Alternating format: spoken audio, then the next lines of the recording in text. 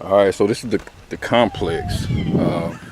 And for the record, this is Tikal, Guatemala. This is the Tikal Park.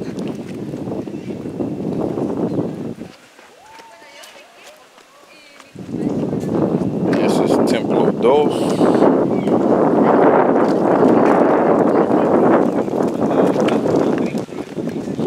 So I climbed Temple 5 and I was able to see all of this from the top. And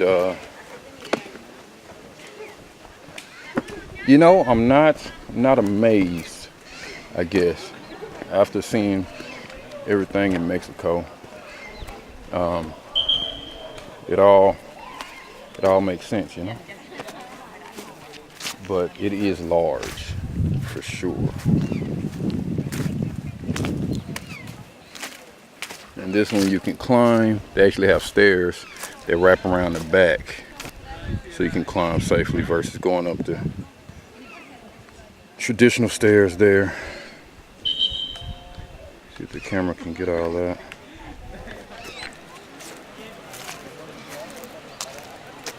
But yeah, I think this is gonna be my my last stop.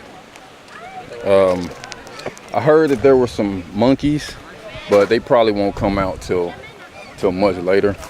Probably early morning, late evening. It's probably too hot right now for them to be hanging out. But this is huge.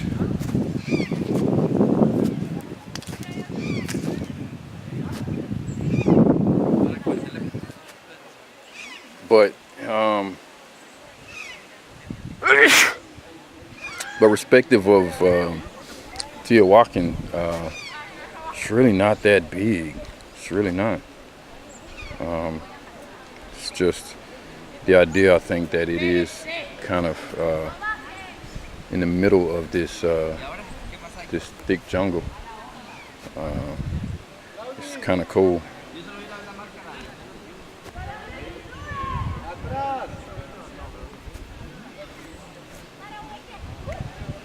All right, so we're gonna get some selfies and go explore a little bit, get some more water in me. See, it's only 3 o'clock. I don't have to meet the van till 5, so I have plenty of time to hang out somewhere in the shade and chill. Maybe smoke, we'll see.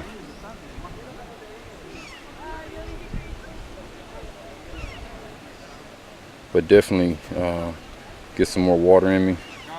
Maybe a snack or something. It'd be nice if they had snow cones out here.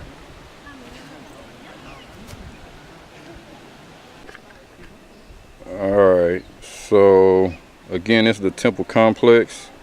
Temple 2 and all the rest over here in that Temple 2 area. I want to try to get some detail on what the carving once was at the top of this thing. It was obviously meant to be a very opposing figure and a real exclamation on the building itself. It's been damaged by weather and whatnot, but it's a very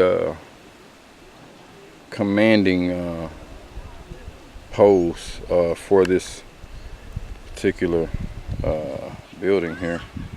And then you got this pit right here kind of in the center. I saw the same thing over at Temple 5. Maybe some type of offering, or maybe just a light for the area. Same thing there. You see there's some kind of pit, right? You see the stone behind it. And then again, up the people up there. See if I can get some detail on that. So my light ain't gonna work.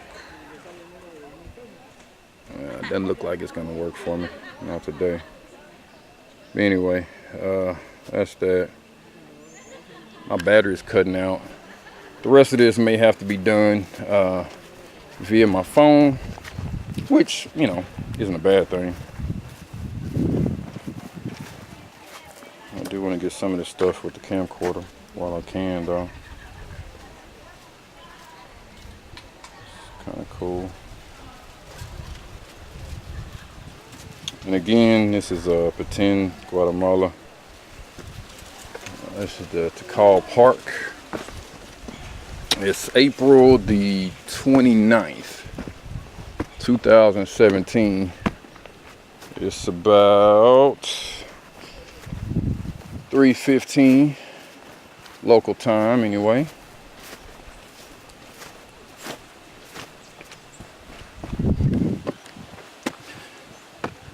I'm just gonna walk around inside of this thing,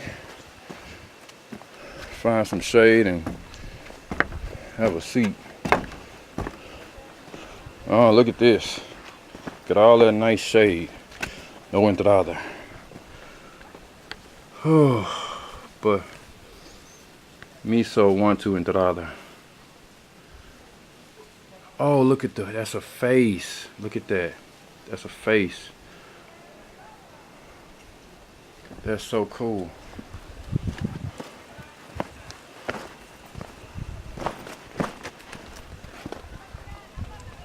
Ooh.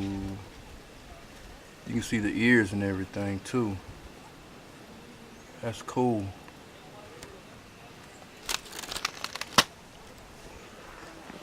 Okay. Well, may have to come back to that. No entrada. Let's see. This one has some stuff too. It's either the beginning of the face or something close to it. Looks like there's some type of snake or something. That's what it looks like to me anyway. Coming out of the wall. Oh man.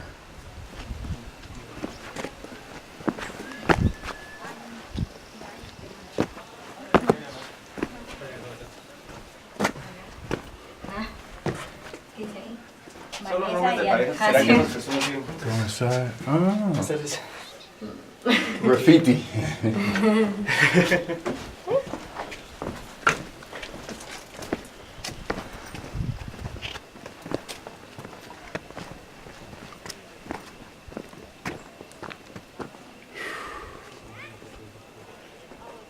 All right.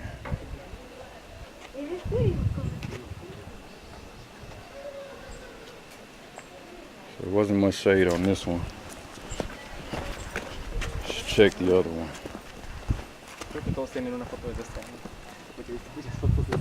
Oh wow. There's a lot up there. Okay. Well, now I think I know what I have to do.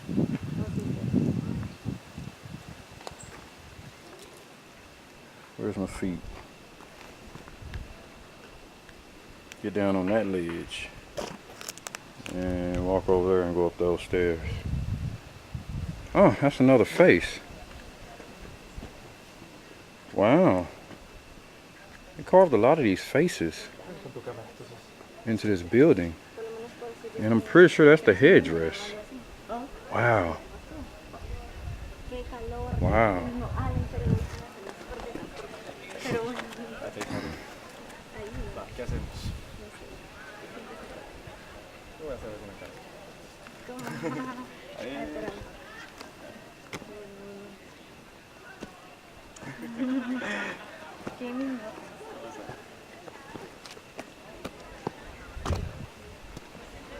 Alright, well, I'm just gonna have to go down and come back up.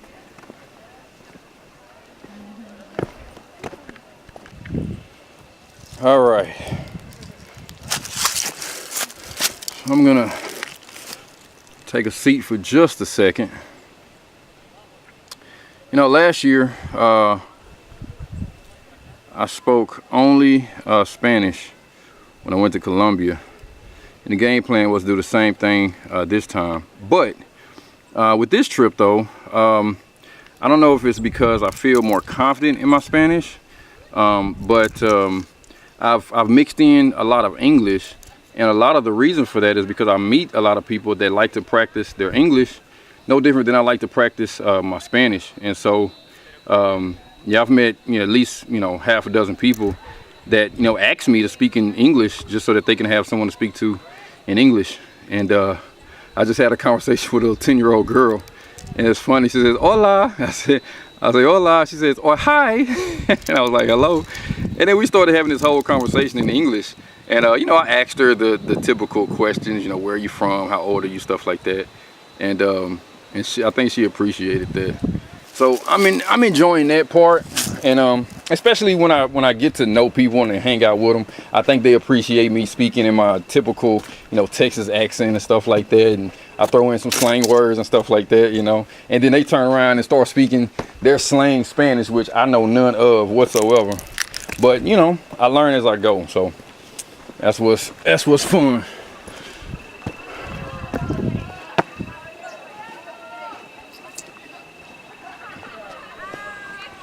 So if I can say, Teotihuacan is more spread out, seem like a larger city.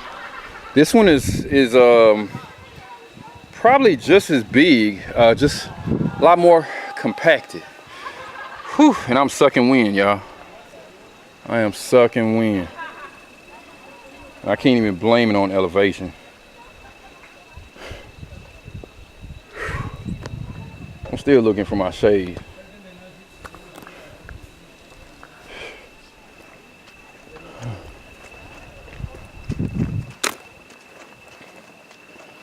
Maybe they have electricity outlet around here somewhere I can plug into. I think that's possible. Look at that thing. What I'm really interested in are these faces. There's another one. It's a lot of these faces. And it has to be someone like welcoming you, or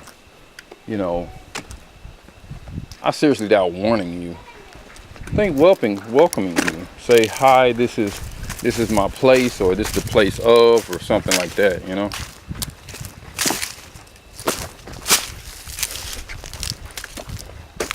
I think airports in the US do the same thing, right?